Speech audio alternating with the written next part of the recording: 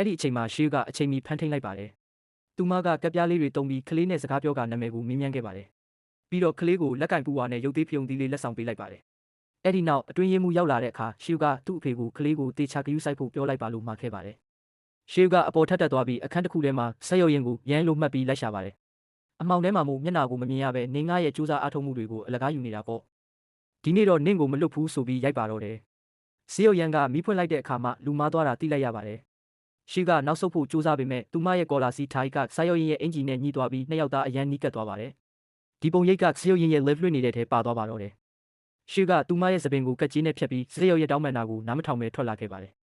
အပြင်ရောက်တော့ရန်နဲ့သူ့ကြီးစားကိုတွေ့သွားပါတယ်စုပေးပွဲမှာဆေးရုံရင်ကရန်ကိုစုပေးဖို့လုပ်တဲ့အခါရှေ့ပြောခဲ့တဲ့စကားတွေကိုတတိယသွားပြီးဘသူနာမည်ကိုမှမကြေညာပဲထွက်လာခဲ့ပါတယ်အိမ်ရောက်တော့ဆေးရုံဘုကရှူပေးထားတဲ့လက်ကင်ပူဝါလေးကိုနမ်းကြည့်ပြီးအနက်လေးကတင်းနေတယ်လို့ခံစားနေရပါတယ်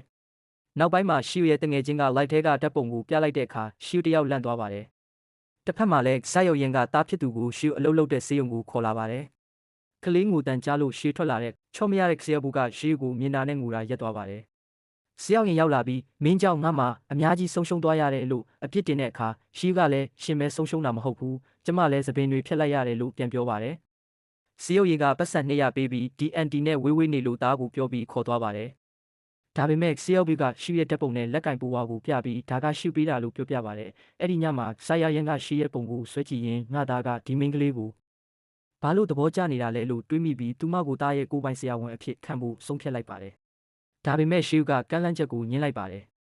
နောက်ဆုံးမှာဆေးရုံရင်ကိုယ်တိုင်ဖုန်းဆက်ပြီးလစာအများကြီးပေးမယ်လို့ပြောပေမဲ့ရှီကကျမကအချိန်ပြည့်အလုပ်ရှိတယ်ပတ်စံနဲ့ဝယ်လို့မရဘူးလို့ပြက်ပြက်သားသားညှင်းပါတယ်